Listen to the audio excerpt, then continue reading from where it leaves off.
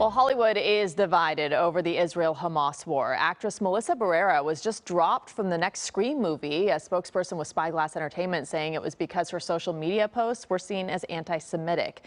And Susan Sarandon was also just dropped by her talent agency following comments she made at a pro-Palestinian rally in New York last weekend. Variety senior TV features editor Emily Longeretta is here now to talk about that and more. Welcome back. Thank you so much. This is really permeating every facet of society, right? It really is, yeah. Hollywood divided. Yeah, absolutely. I mean, we talk so much about lighthearted news, but of course this is a very serious topic and something that's affecting everybody. And Melissa Barrera is the latest, who was in the last two Scream movies. She was the star of the last two Scream movies, and she has taken to Instagram to share some posts, and the producers have said that her comments came off as anti-Semitic. And at first, Spyglass Entertainment, the company behind it, didn't want to release a statement, but then they ultimately spoke to Variety exclusively yesterday and said, you know, this is something that we can't walk a line on anything that borders hate speech. So this is not something that we will relax on. Then, of course, it gets a little bit more complicated because the director then posted, "This was not my call." And he's now deleted that, but it's very, very messy at this point because it's a really sensitive topic and it's something that is happening everywhere. I mean, like you said, Susan Sarandon, also her agency has spoken out and decided to drop her as a client after she spoke out at a pro-Palestine rally in New York City last weekend, and speaking out saying that, you know, that in her opinion, this is something that now Israel sees how Muslims has been treated, and kind of walking a very interesting line. So it's a really tough topic to It's really tricky because a lot of the audience too doesn't want to hear about politics from celebrities. We hear that all the time. Like, just, we heard, you know, shut up and dribble or just act or whatever. But a lot of them feel like they have this moral imperative to take a stand. Exactly. But there is backlash and consequences. Exactly. And a lot of people, especially in the Scream fans, are saying like, well, the movie's already written and it was supposed to start filming in February, so now they're going to have to rewrite the entire thing. And people want to see the movie. They want to focus on the entertainment factor. But of course, this is something that is a really important issue that needs to be kind of figured out. Okay, let's completely pivot and talk about some powerful women in reality TV. Completely change it up.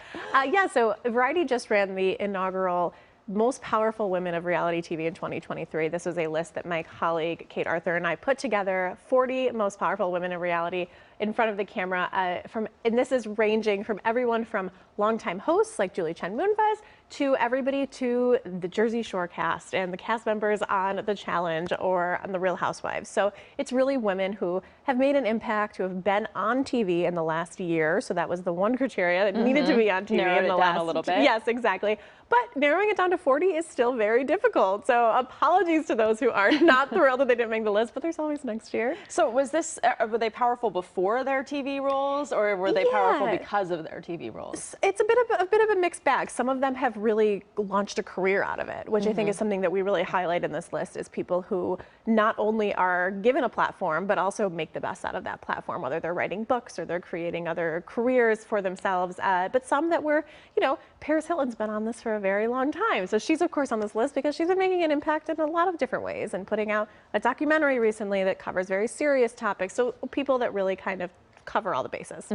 Okay, and finally, it's the battle of the Thanksgiving box office. We have Disney versus Ridley Scott this holiday. That's right, quite a competition. Disney's Wish comes out this weekend, and in the past, we've seen Disney dominate this weekend. I mean, Thanksgiving weekend, especially Black Friday, is one of the biggest days ever at the box office historically.